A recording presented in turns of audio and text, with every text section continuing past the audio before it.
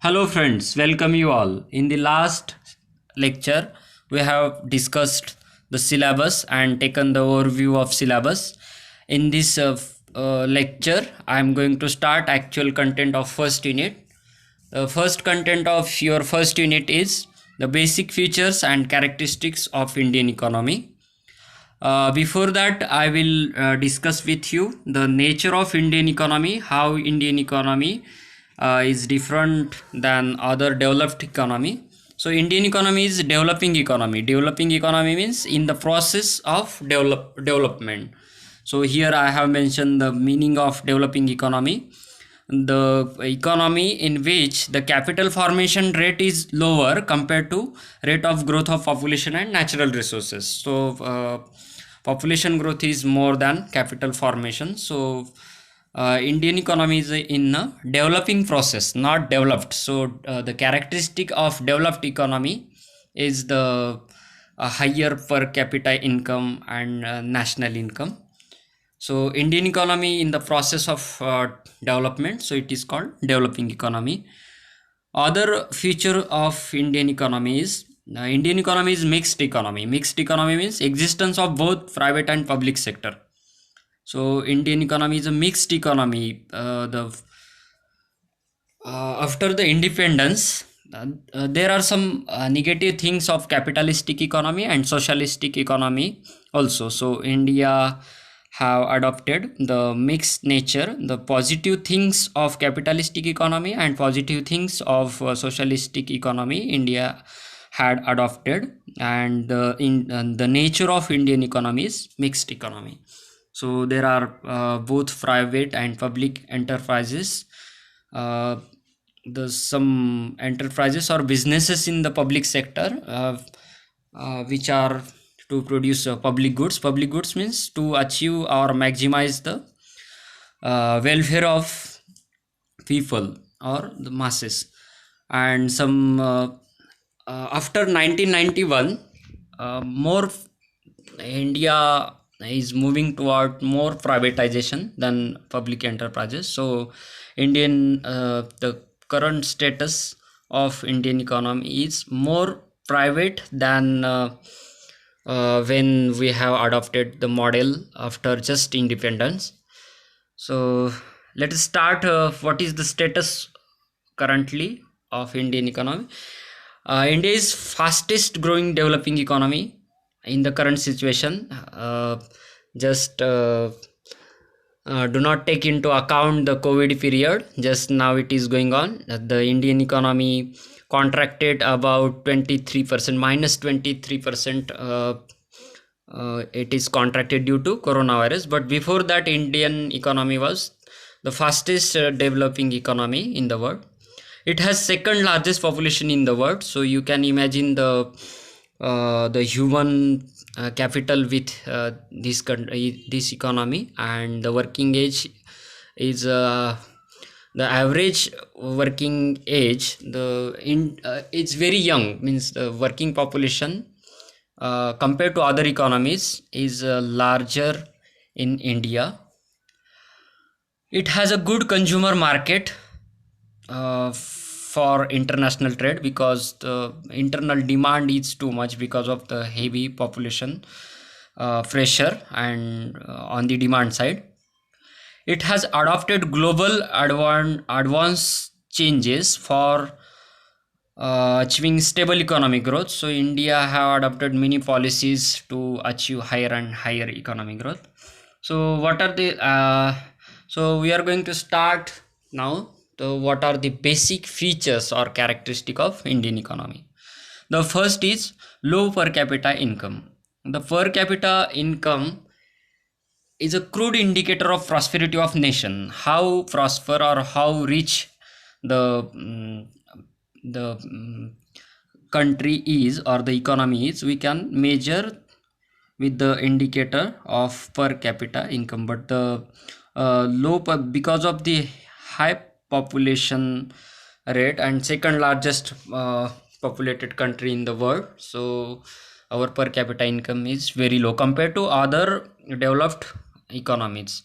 For example, Switzerland, Luxembourg, they have a very high per capita income, USA, Japan. So Indian economy have very low per capita income because of heavy the population pressure. The second basic features of Indian economy is inequitable distribution of income. There are 73% of the wealth generated last year gone into the hands of the richest 1% people. Can you imagine? Childhood development of the poor, uh, the wealth is inequitably distributed, means the richers are very rich and the poor are very poor. So the concentration of wealth happened in the Indian economy. uh, there are some measures to reduce the inequitable distribution of income. For example, progressive tax system can try to reduce. Progressive tax system helps to redistribute income and reduce the gap between richer and poorer. So next basic characteristics of Indian economy is predominance of agriculture. So Indian economy is more agro-based economy. It is a agrarian economy. Near about 14.2% of Indian GDP is contributed by agriculture and allied sector, while 53% of the total population of the country depend upon the agriculture sector. Can you imagine the 14.2 rupees of every 100 rupees is distributed among 53% of population? Can you imagine the how inequitable, how the opposite situation is there in the agricultural sector, because only 14.2% income, 14 on which 53% of population is depend.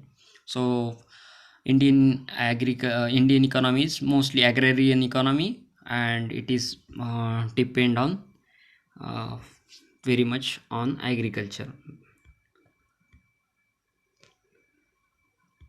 The next basic features of Indian economy is too much dependence on primary sector. So the situation is changing now, because as I said earlier, 53% of total population is depend on agricultural economy or primary sector. It is depend on primary sector. So it is too much population depend on primary sector. So the income of these 53% population comes from agricultural sector. Next basic characteristics is heavy population pressure. Overpopulation is one of the major concern of the Indian economy, because population creates a lot of problems. So it reduces the per capita income, it leads to poverty, corruption, and other many problems starts from the overpopulation. So the heavy population pressure is there. The population of India increased by about 20% in every decade. Can you imagine 20% population increase in every decade? The span of 10 years. Around 17.5% of the world population is living in India. So the Indian economy have very heavy pressure of population. Next basic characteristics of Indian economy is the lower rate of capital formation. Capital formation plays a important and crucial role in economic development of a country. Usually, insufficient capital is the primary cause or culprit in underdeveloped or developing economies. So you can think every problem starts from the insufficiency of capital. So if capital is abundant there, or if the supply of capital is sufficient, or then the many problems can be solved. So but here the there is the vicious circle, that the lower per capita income leads to lower capital formation, and lower capital formation leads to another problems, lower investment, lower rate of production, and it goes on. So insufficient capital is the primary cause of many problems in the developing economy. Therefore both production and consumption are dependent on the amount of capital available in the country. So the production and consumptions, these are two important things of economics, are depend on capital available in the country. So capital formation includes physical resources like tools, machines, as well as human resources like the knowledge, skill, health of the workforce, etc. So the lower rate of capital formation is the basic feature of Indian economy. The next basic character of Indian economy is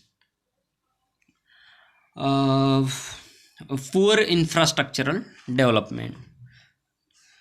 According to recent study, around 25% of Indian families cannot have access to electricity, and 97 million people cannot have access to safe drinking water. Can you imagine?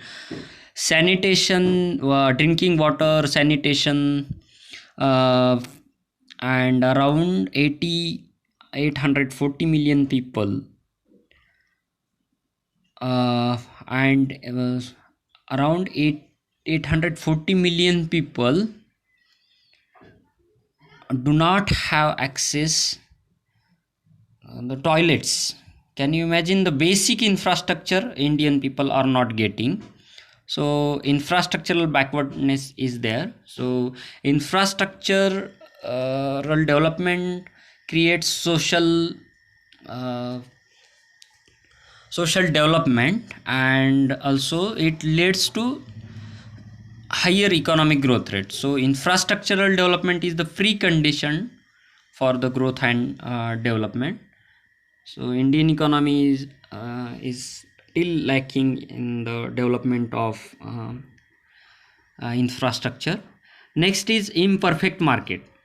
Imperfect market, you are the student of economics. So imperfect market leads to many problems like imperfects, as there is a lack of mobility from one place to another, which contracts the optimum utilization of resources. Means suppose take the example of labor market. So the labor cannot move from one place to another place. There are some cultural and other barriers also. So the Indian market is on the supply side and demand side also imperfect market, so not perfect market. As we have discussed in second year in business economics, that the perfect market leads to maximization of welfare. Means perfect imperfect market leads to the lower rate of, or it is the perfect market optimizes the welfare of people. So the next basic characteristic is Indian economy is trapped in vicious circle of poverty. Vicious circle of poverty means, as I already discussed, that lower rate of capital formation or per capita income leads to lower income. Lower income leads to lower per capita income. Lower per capita income leads to a lower saving rate. Lower saving rate leads to a lower investment. Lower investment, because of lower investment, production rate is lower, and again it goes on. So the economy remains in the state of poverty. So it is called, one economist called it, a country is poor because it is poor. Means the poorness leads to again in the poverty. So the vicious circle of poverty traps these economies and the countries. uh, Next basic characteristic is outdated technology. Indian production is labor intensive more in nature. There is a lack of modern machinery and technologies in agricultural sector. Also there are traditional methods of cultivation. In service sector and in the industrial sector somewhat condition is improved, but in the agricultural sector and in other sector, Indian economy is more and more dependent on labor. Whereas in the developed economy, they have used or they are using modern technologies and adopted modern cultivation methods and methods of production. Next, basic features of Indian economy is backward traditional setup of society. Backward traditional setup of society means the Indian societies are trapped in the menace like casteism, communalist, male dominant society. So the uh, female have the secondary place in the society. Superstitions, lack of entrepreneurship, and chalta hai attitude of peoples. These all factors hindered and uh,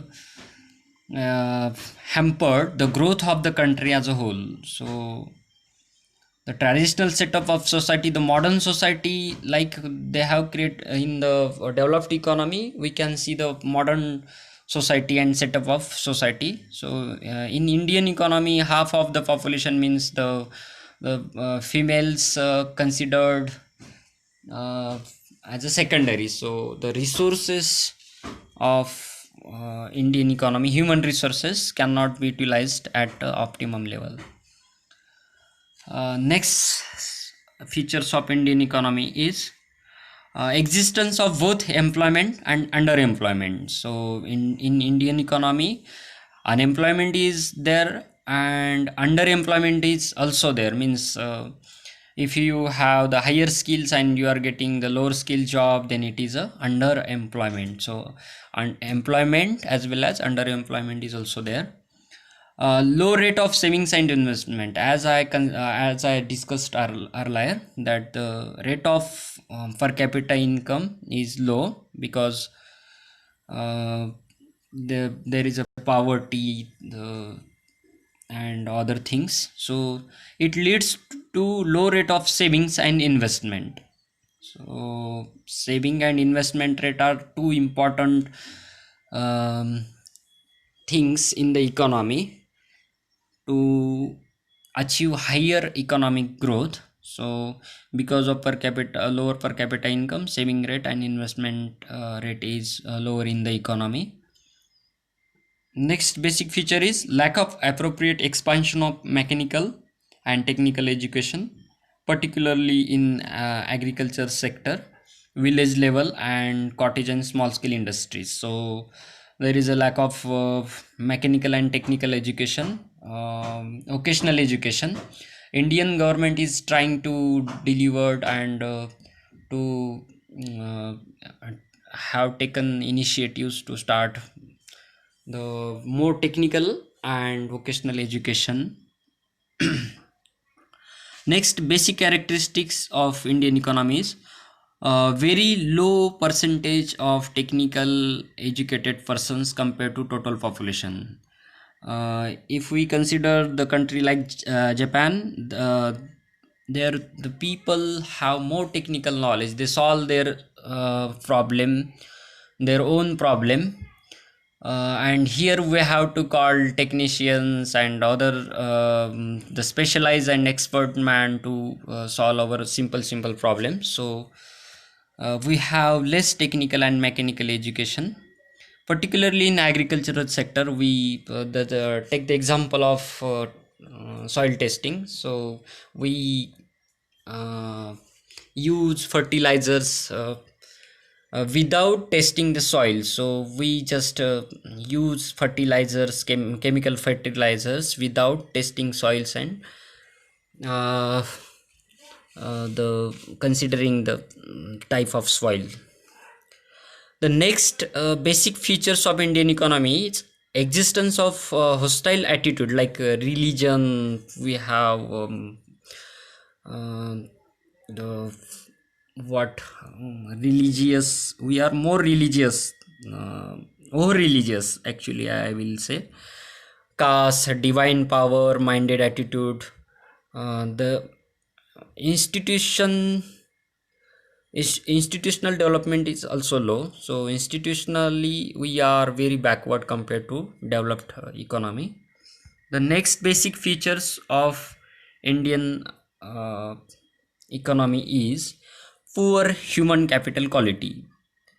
It is a simple equation. Underdeveloped countries have millions of illiterate citizens also.